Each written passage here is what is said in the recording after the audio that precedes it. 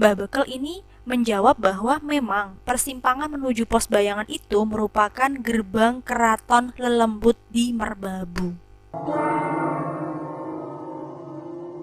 Halo Rek, welcome back to Vimis, Vin Mystery. Episode Vimis kali ini aku bakal nyeritain kisah horor lagi nih, tapi spesialnya ini adalah kisah horor pendakian.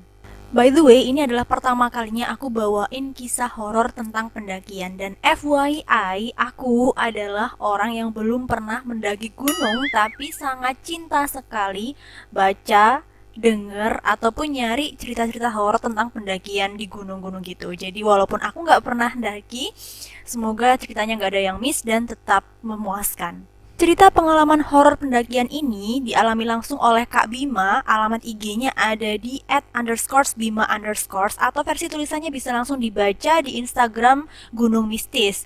Link Instagramnya sudah aku taruh di description box atau bisa langsung nyari di alamat atau foto yang udah aku screenshot ini ya. Cerita ini merupakan pengalaman horor saat mendaki Gunung Merbabu yang dialami oleh Kak Bima, Mas Tete, Mbak SS, dan Mbak RT.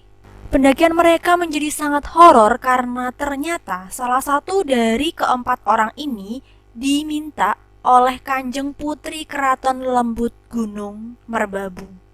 Penasaran dengan ceritanya? Tonton terus, ojo nanti-nanti. Oh ya, dan juga buat teman-teman yang mungkin punya pengalaman horor dan berkenan untuk aku bawakan di channel ini, bisa langsung kirim tulisannya ke email aku @vinyari@gmail.com dengan subjek Vimis Pengalaman Horor. Ingat, cerita pengalaman horor hanya akan menjadi suatu hal yang sulit kalian percayai sebelum kalian mengalaminya sendiri. So, gak usah kakek ngomong, siapkan nyali dan cerita dimulai dari sini. Pada masa tahun 2000-an, tepatnya saat itu adalah malam minggu di bulan Juli, merupakan waktu yang pas untuk gunung, menurut Kak Bima. Pada waktu itu cuaca sedang bagus-bagusnya, langit sedang cerah-cerahnya, dan otomatis bumi sedang menghadap pusat galaksi. Otomatis kalau misalkan malam, pasti bakal terlihat banyak bintang di langit. Syukur-syukur kalau misalkan bisa lihat aurora, karena memang langitnya sangat-sangat cerah di puncak Merbabu, pikir Kak Bima awalnya. Tim pendakian saat itu ada 4 orang, hanya 4 orang. Ada Kak Bima, Mas Tete, Mbak SS, dan Mbak RT. Leadernya adalah Mas Tete. Nah, dari keempat orang ini, 3 diantaranya itu bisa disebut sebagai setan gunung, atau kata lain dari mereka-mereka yang udah sering banget naik gunung gitu kan. Sedangkan Mbak RT adalah satu-satunya yang newbie. Mereka berempat naik melalui desa Tekelan, dan pada sore menjelang malam mereka sampai di base camp.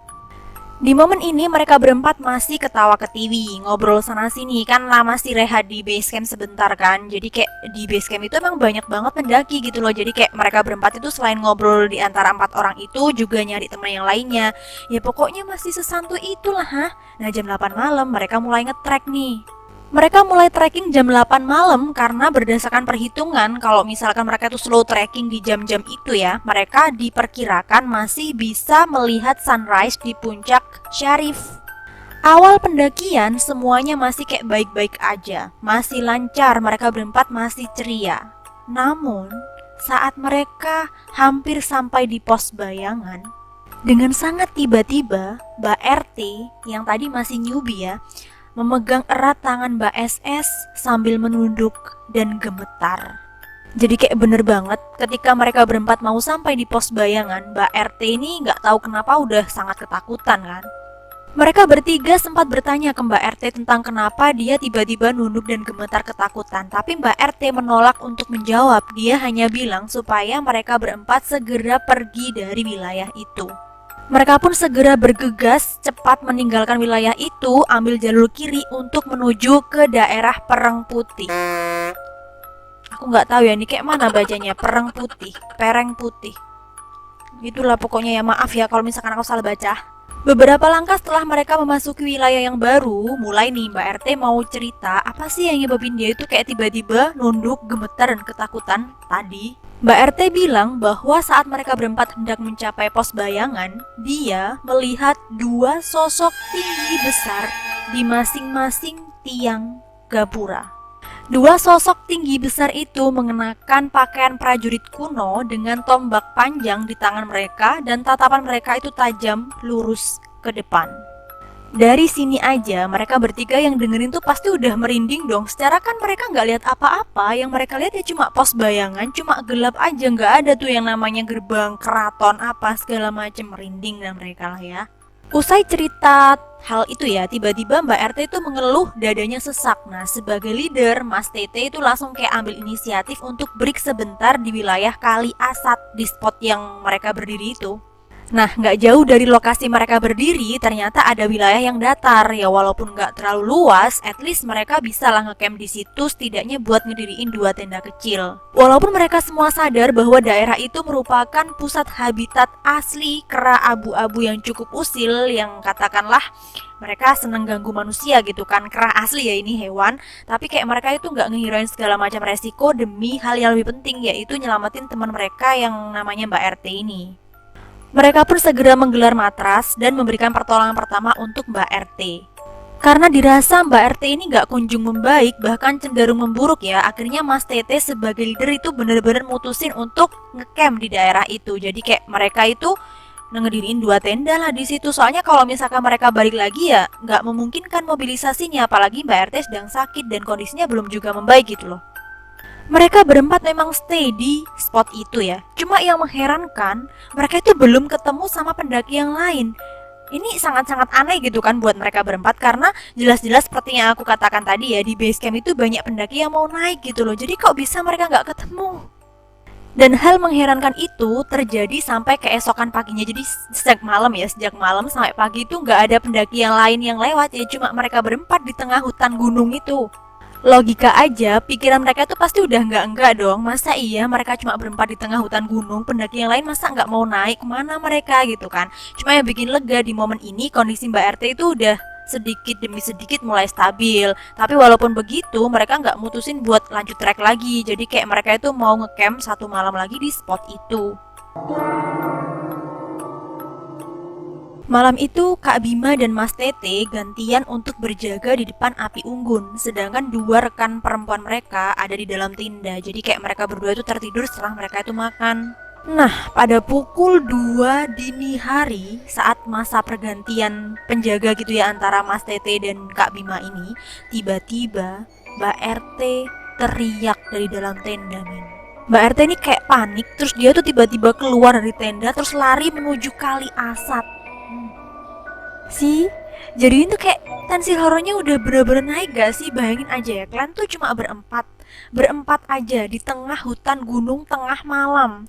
Pada pukul 2 dini hari, tiba-tiba kawan kalian yang tadinya itu melihat keraton gaib terus jatuh sakit, terus pas bangun tiba-tiba dia teriak panik ketakutan terus lari menuju sungai di tengah gelapnya malam. Masya Allah, tolong. Mereka bertiga sontak langsung ngejar Mbak RT dong. Nah, dari penglihatan mereka bertiga, dari pengakuan mereka bertiga ini, Mbak RT tuh kayak bisa ngeloncat dari batu satu ke batu lain tanpa penerangan. Jadi kayak lincah banget tuh gerakannya, dia udah macam pendekar di tengah gelapnya malam, tanpa penerangan bisa loncat-loncat kayak gitu. Gerakan Mbak RT sangat tangkas, sangat lincah, bahkan mereka bertiga itu sampai susah ngejar. Terus tiba-tiba Mbak RT hilang di tengah kegelapan. Mereka bertiga walaupun udah kepisah dengan Mbak RT, tetap aja berusaha nyari ya, walaupun emang kayak hopeless gitu loh. Mereka bertiga kan nggak punya kemampuan apa-apa ya, terus nyari orang yang hilang di tengah gelapnya malam, sedangkan penerangan mereka tuh sangat-sangat terbatas. Mas Tete selaku leader dia nyari sendirian, sedangkan Mbak SS ini barengan sama Kak Bima. 1 jam mereka nyari, mereka nyebar, nyari kemanapun tanpa clue sama sekali ya kan. Akhirnya ya hasilnya nihil, terus mereka bertiga balik lagi ke tenda. Ketika Mas Tete meminta Kak Bima untuk turun ke kampung, meminta bantuan ya kan, tiba-tiba Mbak RT yang tadinya tuh hilang di tengah kegelapan, muncul men, dari kegelapan juga. Hilang, muncul. Ketika Mbak RT tuh mendekatin 3 kawannya, wajah Mbak RT ini kayak datar, kayak everything is fine, kayak gak ada apa-apa gitu loh. Jadi kayak aneh banget. Sebelumnya kan dia hilang dengan wajah yang panik, terus tiba-tiba dia muncul dengan wajah yang datar, kayak gak ada apa-apa ya kan. Dan lebih hebohnya lagi, Mbak RT ini kemudian minta kopi panas. Gimana gak bengong coba 3 kawannya. Tempat ini ternyata indah, ucap Mbak RT tiba-tiba dengan suara yang sangat tenang. Kayak nggak logis aja, men.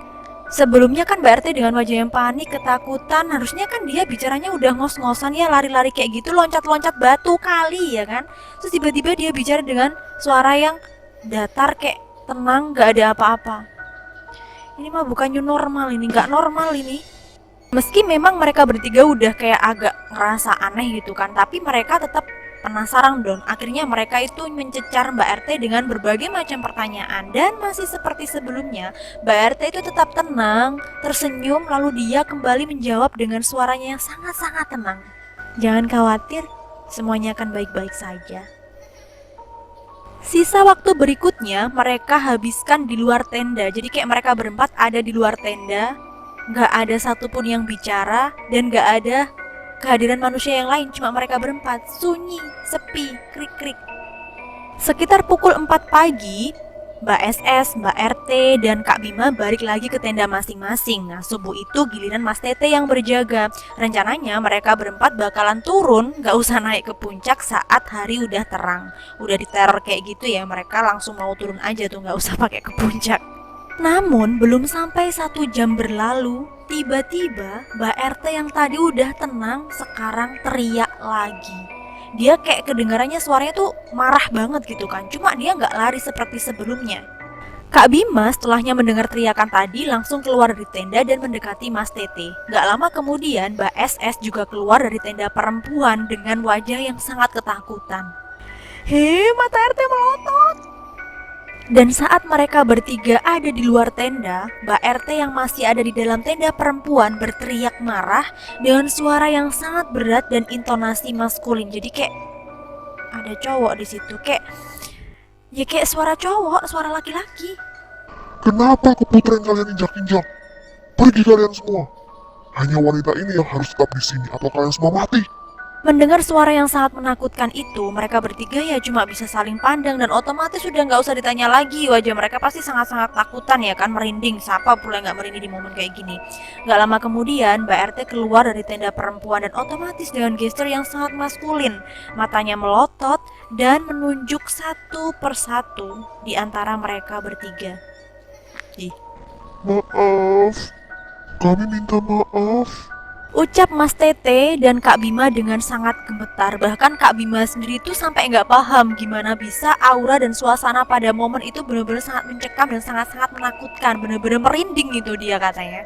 Belum juga hilang segala macam kepanikan, tiba-tiba Mbak RT ini jatuh pingsan dan disusul Mbak SS pun jatuh pingsan. Dah panik gitu kan suasananya itu, mereka cuma berempat di tengah hutan gunung ya kan. Dua perempuan yang mereka khawatirkan tuh pingsan dan cuma mereka berdua yang sadar. Kayak mana gak takut coba, gelap loh itu men, masih aduh ya Allah. Di tengah ketakutan itu, Kak Bima dan Mas Tete langsung bagi tugas untuk melakukan prosedur pertolongan pertama. Nah, Mbak SS duluan nih yang sadar. Setelahnya dia sadar, dia tuh langsung mengeluh kakinya kram. Di sisi lain, Mbak RT masih belum juga siuman. Kak Bima pun segera turun untuk mencari bantuan. Jadi tuh kayak jalan tanpa jeda, pokoknya pengen segera ketemu manusia yang bisa nolongin mereka berempat. Dan akhirnya, di rerimbunan akasia di atas ladang penduduk, Kak Bima bertemu dengan seorang bapak parubaya yang sedang mencari kayu. Otomatis suasananya saat itu udah agak terang ya, udah mulai pagi. Bapak yang parubaya itu ngasih minuman ke Kak Bima. Mukamu pucat, minum dulu, monggo. Kemudian Kak Bima menceritakan semua teror yang dia alami dan juga dialami 3 kawannya ya kepada si bapak. Nah, setelahnya diceritain kayak gitu, bapak meminta kepada Kak Bima agar Kak Bima menunggu dulu di spot itu sedangkan beliau turun ke kampung. Tak lama kemudian beliau datang lagi dengan beberapa penduduk desa. Mereka semua akhirnya jalan menuju camp di mana ada Mbak SS, Mbak RT dan juga Mas Tete yang masih menunggu. Dan ternyata Mbak RT masih belum juga sadar, padahal udah selama itu ya kan. Akhirnya mereka semua pada sibuk tuh di situ. Ada yang membaca doa, membakar dupa, dan menyertakan segala macam ubor rampenya di tempat tertentu, kemudian menyodorkan bekal, membantu clear up dan packing. Beberapa saat kemudian Mbak RT akhirnya siuman. Nah, setelah hari udah benar-benar terang, akhirnya mereka semua turun tuh ke bawah. Turun ya pasti ke bawah, Vin. Sesampainya di base camp, Mbah Bekel, dus purane Mbah ngapunten kula mboten saged niki namine pripun Mbah Bekel aja ya. Sampainya di base camp, Mbah Bekel yang bisa dikatakan sesepuh desa itu menyambut mereka semua dengan senyum. Syukur kalian masih diparingi bakas waras. Mbah Bekel sempat berhenti sejenak sebelum kemudian beliau melanjutkan ucapannya lagi. Mbah ingkang menika dipun kersakake Tuan Putri. Ucap Mbah Bekel sambil menunjuk Mbak RT. Jadi ternyata bapak pencari kayu yang minta Kak Bima untuk nunggu dulu tadi ya, dia kan turun ke kampung. Nah selain dia itu minta para penduduk kampung untuk bantuin dia, ternyata bapak ini juga koordinasi dengan Mbah Bekel buat nanya tentang follow up dan apa-apa yang harus dilakukan. Mbah Bekel kemudian mengutus salah satu orang pintar yang ada di kampung juga beberapa penduduk untuk bantuin di camp. Sedangkan beliau itu stay di rumah untuk berkomunikasi dengan Eyang Merbabu yang katanya nih ya, sosoknya adalah seorang wanita untuk melakukan nego terkait dengan nasib Mas Tete, Kak Bima, Mbak RT, dan Mbak SS. Selain itu, saat mereka menceritakan hal mistis pertama kali yang dialami oleh Mbak RT ketika mereka hendak mencapai pos bayangan, Mbah Bekel ini menjawab bahwa memang persimpangan menuju pos bayangan itu merupakan gerbang keraton Lelembut di Merbabu. Dan setelah semuanya itu tenang, pada rileks semua kan, udah pada santai semua, Mbak RT ini bersedia menjelaskan dan menceritakan misteri semalam. Jadi kayak apa sih yang dialami dia semalam sampai dia itu teriak, lari, apa segala macam. Nah menurut Mbak RT nih ya, ingat kan dia kan awalnya ini sakit ya, ngeluh sakit. Habis cerita tentang apa yang dialami di persimpangan menuju pos bayangan, dia kan sakit. Terus dia itu disembuhkan ya kan, terus dia itu tidur. Nah seingatnya dia, rasanya dia itu bangun.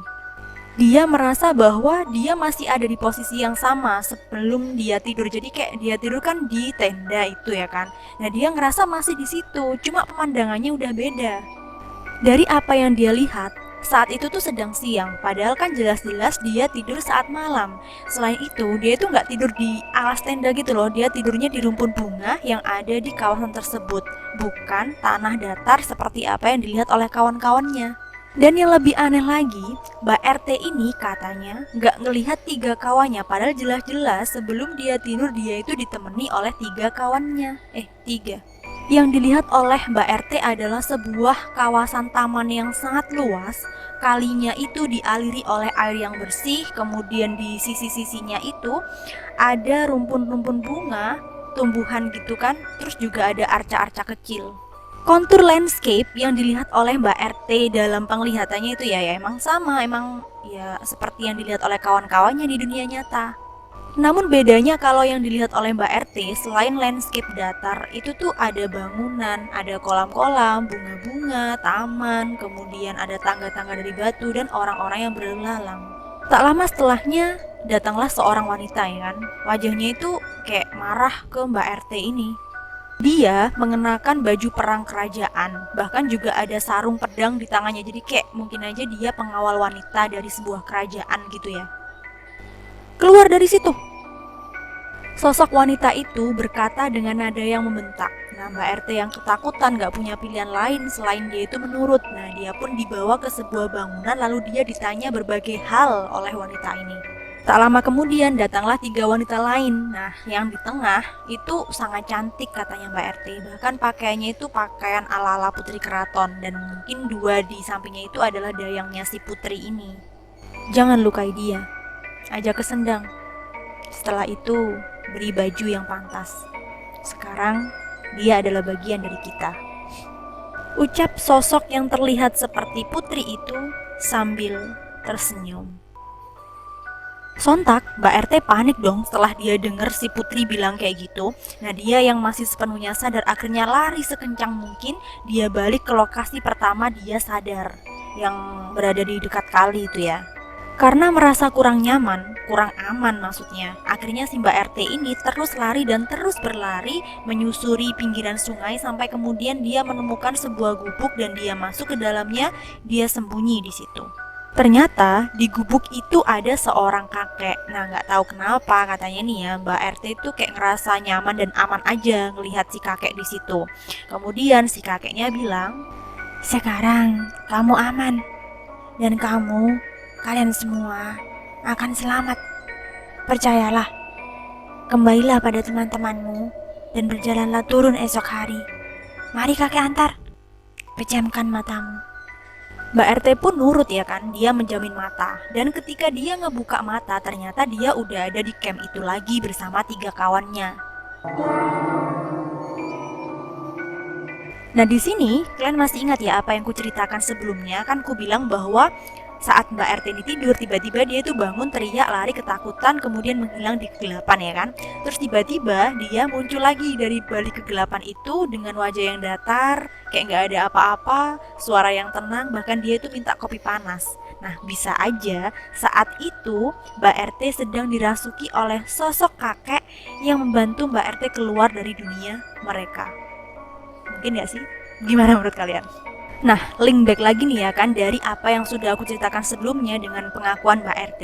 Kan setelahnya Mbak RT itu bilang tenang, dengan wajah yang datar kayak nggak ada apa-apa, terus minta kopi panas, Mbak RT kan udah stabil lagi, terus bisa tidur lagi. Nah, menurut penglihatan 3 kawannya, Mbak RT itu kan tidur, lalu tiba-tiba dia teriak marah dengan suara seperti laki-laki itu kan. Itu kan menurut penglihatan 3 kawan dia. Ternyata yang dialami oleh Mbak RT nggak seperti itu. Apa yang dilihat oleh Mbak RT itu kayak rasanya Mbak RT setelahnya dia tidur ya, setelahnya dia dianterin si kakek, dia kan tidur. Terus pas dia itu ngerasa kayak bangun lagi di tempat itu lagi, di tempat yang tadi lagi tuh loh, yang ada taman-taman dekat kali, ada aliran air sungai itu. Ternyata di spot itu sudah ada prajurit pria. Nah, gak lama kemudian Mbak RT ini rasanya pingsan. Nah, mungkin aja sosok prajurit inilah yang merasuki Mbak RT sampai-sampai Mbak RT itu bisa teriak menggunakan suara cowok sampai-sampai menakutin ketiga kawan lainnya itu. Bisa jadi kan? Masih di bawah alam sadarnya, Mbak RT yang tadinya tuh pingsan kini siuman. Nah, ketika dia buka mata, dia tuh masih ada di lokasi yang sama katanya.